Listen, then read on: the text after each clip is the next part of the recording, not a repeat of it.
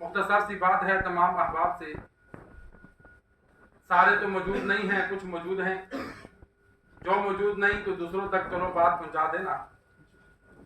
الحمدللہ 26 سال ہو گئے اس مسجد میں خدمت کرتے ہوئے۔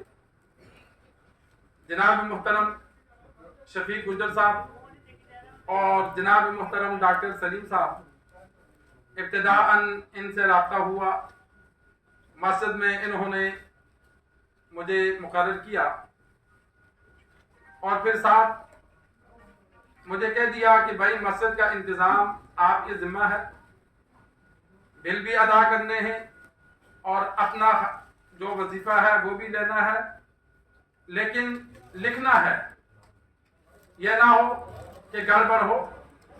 آج الحمدللہ 26 سال ہو گئے، میں ان کمیٹی والوں کا انتہائی مشکور ہوں کہ انہوں نے کسی بھی موقع پر مجھے تنگ نہیں کیا۔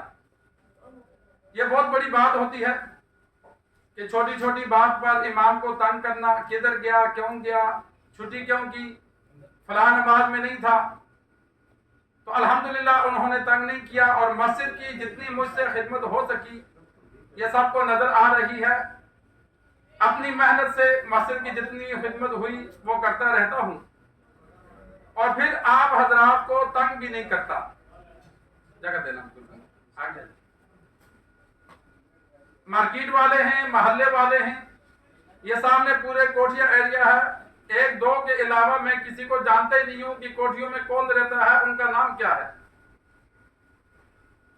پیچھے محلے میں چند احباب جن کے ساتھ سلام دعا ہے، باقیوں کو میں نہیں جانتا، نہ ہی چندہ مانگنے کبھی کسی کے پاس گیا ہوں، نہ ہی مارکیٹ میں کسی کو تنگ کیا۔ سہولت دی ہے، کوشش کرتا ہوں کہ نمازیوں کو سہولت ہو، صفائی ستھرائی میں نمازیوں کو سہولت ملے۔ واش روم صبح سے لے کر ظہر تک بند ہوتا تھا، ظہر سے عصر تک بند ہوتا تھا، رات کو عشاء کے بعد بند کر دیتے تھے۔ جب سے یہ میڈیکل اسٹور والے آئے، راحت بیکری والے آئے، اب مارکیٹ رات کو دیر تک کھلی رہتی، اب لوگ تنگ ہوتے تھے، تو میں نے ان کی سہولت کے لیے پھر 24 گھنٹے واش روم کو کھلا رکھا، پانی 24 گھنٹے کھلا کر دیا تاکہ مارکیٹ والے مسافر لوگ تنگ نہ ہو۔ اب جو بندہ بھی سہولت اٹھائے گا تو اس کا ہمیں فائدہ ہے۔ واش روم بند ہو تو ہم 3 دن بعد صاف کرتے تھے، واش روم کھلا ہے تو ہمیں روزانہ صاف کرنا پڑتا ہے، اس لیے کہ وہ 24 گھنٹے استعمال ہو رہا ہے۔ ٹوٹیاں ہمیں روزانہ، آپ حضرات صفائی دیکھتے ہیں، اوپن ٹوٹیاں ہیں، لیکن جتنا ہم سے ہو سکتا ہے میں کوشش کرتا ہوں، نگرانی کرتا ہوں، بسا اوقات خادم کو برا بھلا بھی کہہ دیتا ہوں کیونکہ کام کروانا ہوتا ہے، جو محتاط ہوتا ہے بعض دفعہ اس کو کہنا پڑتا ہے۔ یہ ساری سہولت آپ حضرات کے لیے، اور آپ حضرات دیکھ لیں کہ آپ مسجد کے ساتھ پھر کتنا تعاون کرتے ہیں۔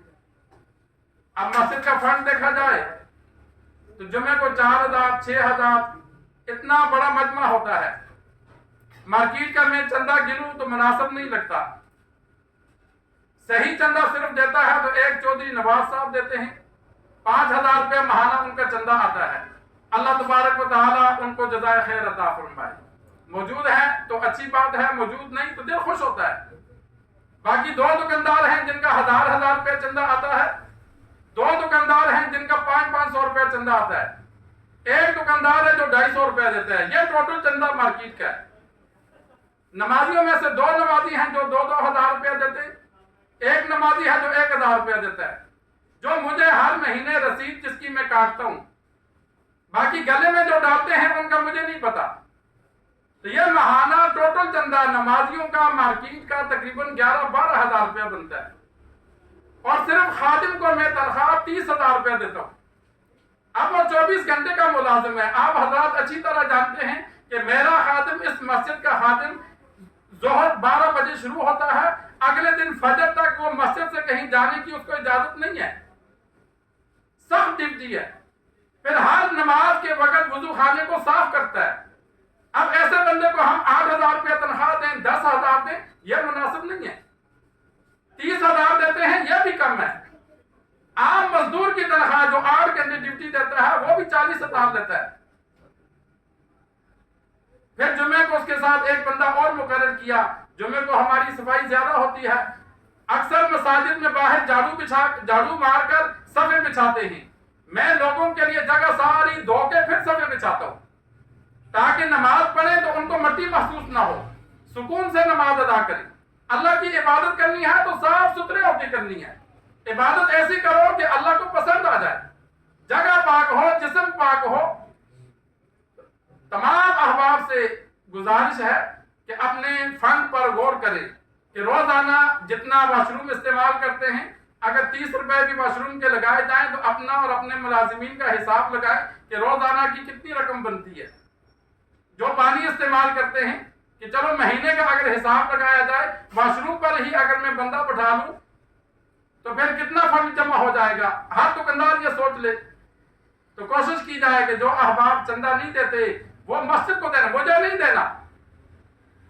यह खर्चा मस्जिद का है, मेरा नहीं है। खादिम को जो तनख्वाह दी जाती है वो मस्जिद की सफाई की वजह से दी जाती है।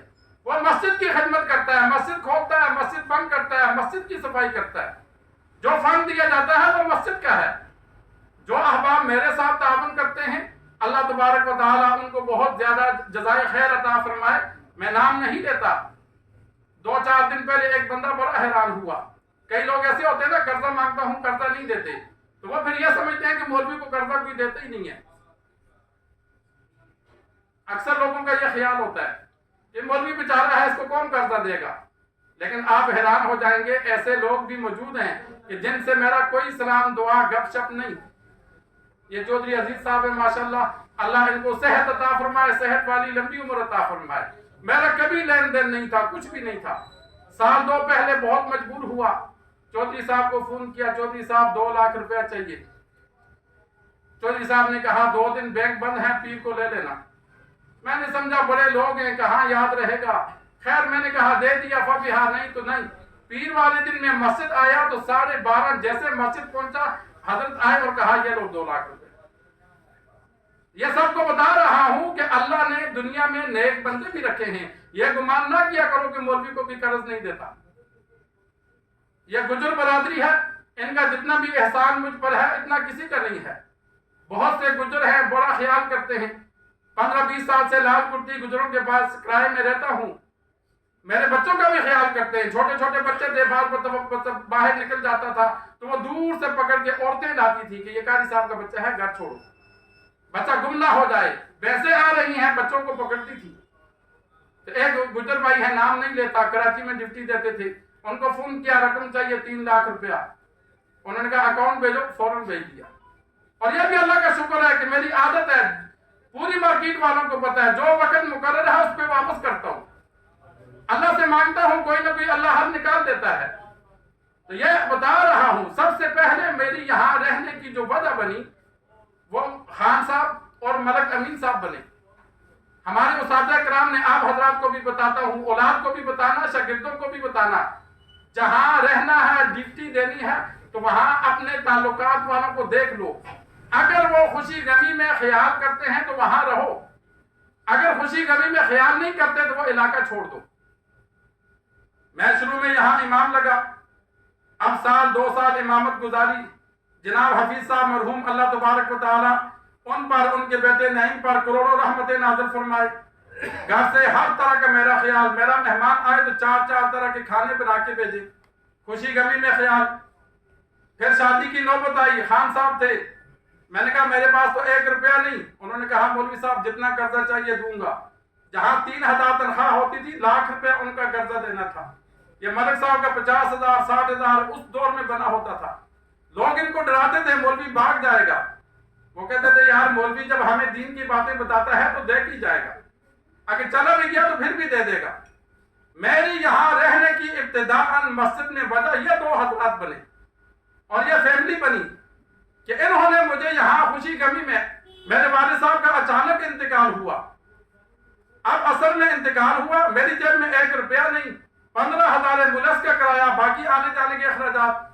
मैंने मलिक साहब से कहा हजरत 30,000 रुपया चाहिए, तो उन्होंने दूसरी बात ही नहीं की, कब देगा, क्यों देगा, निकाला और ये लो। बहन फोत हुई, फिर इनके पास आया। अब फोतगी अचानक हो गई कि हजरत गांव जाना है, फिर 30,000 रुपया इनसे लिया। تو یہ باتیں اس لیے کر رہا ہوں کہ زندگی موت کا کوئی پتہ نہیں ہوتا. تو یہاں اس مسجد میں رہنے کی جو بڑی سب سے وجہ ہے، ابتداءً جو میں نے 10-20 سال گزارے وہ ملک شہری سرور خان صاحب اور ملک امین صاحب کی وجہ سے. پھر بعد میں یہ دیگر احباب میرے ساتھ معاونین بن گئے، جیسے جیسے تعلق بنا. تو ان معاونین کی وجہ سے کہ میری خوشی غمی میں یہ دل کھول کر تعاون کرتے. اب میری جیب میں 1 روپیہ نہیں تھا. پچھلے سال 2 بیٹیوں کی شادی تھی. اب شادی بھی کرنی ہے، سامان بھی دینا ہے، کھانا بھی دینا ہے. تو یہ معاونین نے دیا.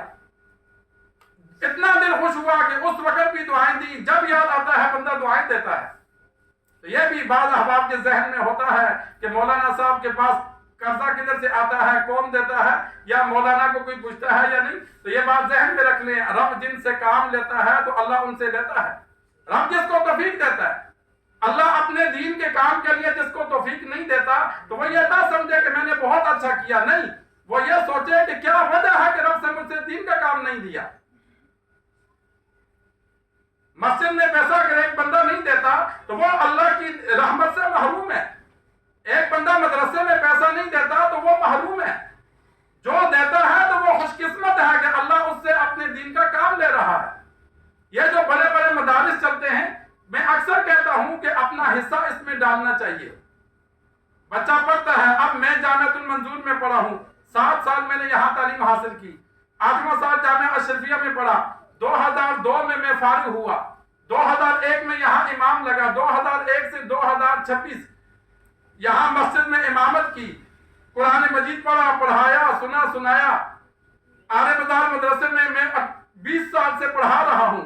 بخاری شریف، ابو داؤد شریف مدرسے کا سینئر استاد ہوں. پورے پاکستان میں اکثر شہروں میں میرے شاگرد جو مسجدوں میں امام ہیں مدارس چلاتے، کیونکہ ہر سال فارغ ہو کے جاتے. اب یہ جتنی میں دین کی خدمت کر رہا ہوں، جو 7 سال میں نے مدرسے میں کھایا، مجھے نہیں پتا چندہ کدھر سے آیا. اب وہاں بجلی کا بل دینا تھا، صبح شام ہماری روٹی تھی، پانی کا انتظام تھا. یہ مدارس کا جو سارا نظام چلتا ہے یہ کون چلاتا ہے؟ یہ عوام چلاتی ہے. عوام فنڈ دیتی ہے جس سے مدرسہ چلتا ہے، طلباء پڑھتے ہیں، اور وہی طلباء پھر دین کا کام مختلف مساجد میں، مدارس میں، مختلف شعبوں میں کرتے ہیں. اور وہ سارا صدقہ جاریہ معاونین کے لیے بنتا ہے. جو ان کے ساتھ تعاون کرتے ہیں اللہ ان کو برابر کا ثواب دیتا ہے. ہمیں نہیں پتا ہم نے کس کا کھایا، رب کو پتا ہے. ایک ایک ذرے کا رب حساب رکھتا ہے. ایک ایک ذرے کا حساب ہے. پھر ہم سے پڑھے ہوئے شاگرد میں نے 18 سال پڑھائے. اب مجھے اکثر طلباء کا نہیں پتا. سامنے آتے ہیں تو نام بھی نہیں آتا کہ یہ 7 سال کئی طلباء مجھ سے پڑھے. لیکن اب 14ویں صدی کا ہمارا حافظہ ہے تو بعض طلباء سامنے آتے ہیں تو نام بھی نہیں آتا. لیکن اللہ کو پتا ہے کس نے 7 سال پڑھا ہے، یہ آگے دین کا کام کر رہا ہے، وہ ہمارے لیے صدقہ جاریہ ہے. اور جس طرح ہمارے لیے صدقہ جاریہ ہے، اسی طرح ان لوگوں کے لیے بھی صدقہ جاریہ ہے جن کا ہم نے کھا کے دین حاصل کیا. جن کا کھا کے ہم نے حاصل کیا اللہ ان کو بھی ثواب دیتا ہے. تو یہ مسجد آپ حضرات کی ہے، تو انسان کوشش کرے مسجد کے ساتھ دل کھول کر تعاون کرے، اور قریب جو مدارس ہیں ماہانہ ان کے ساتھ بھی تعاون کرے. اور اسی طرح انسان کوشش کرے حلال کھانے کی اور حلال استعمال کرنے کی. حرام کھائیں گے تو اللہ دعا قبول نہیں کرتا.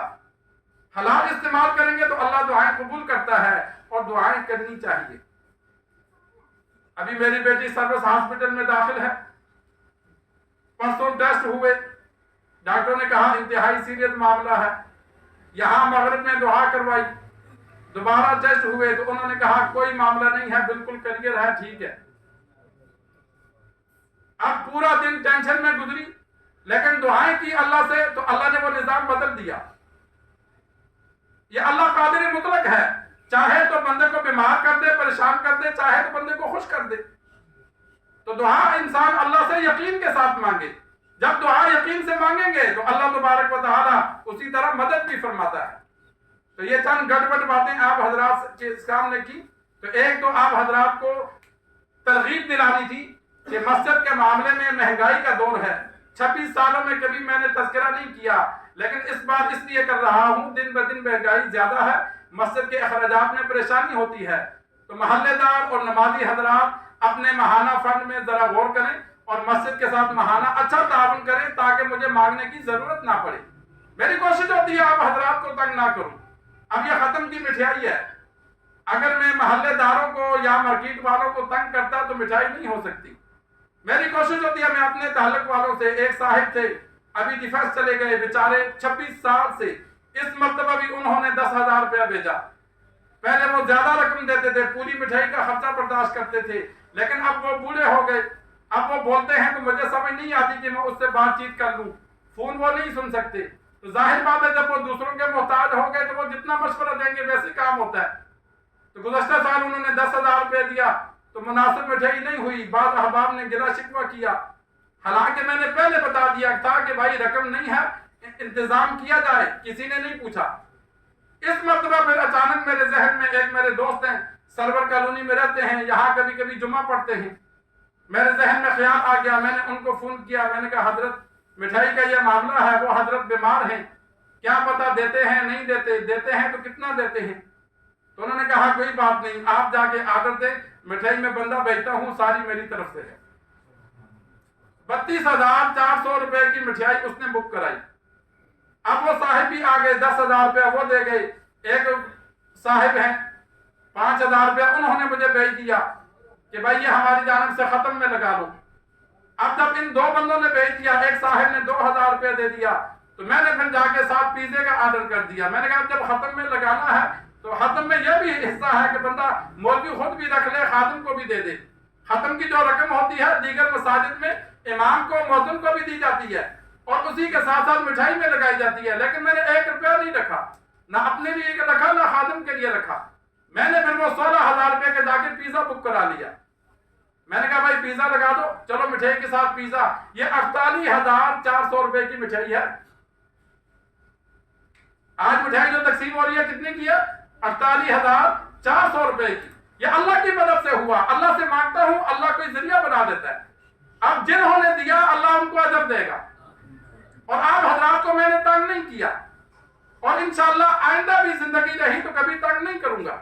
صرف آج ذرا سب اکٹھے ہوئے تو اپنا تھوڑا سا دکھ سنایا کہ پورا سال جو پریشان رہتا ہوں، تو آپ حضرات اگر تعاون اچھا کریں گے تو پھر پریشانی نہیں ہوگی۔ دل سے دعائیں دوں گا، اللہ تبارک و تعالیٰ سے دعا ہے اللہ تبارک و تعالیٰ ہم سب کا نیک اعمال کرنا اپنے بارگاہ الہی میں قبول و منظور فرمائے۔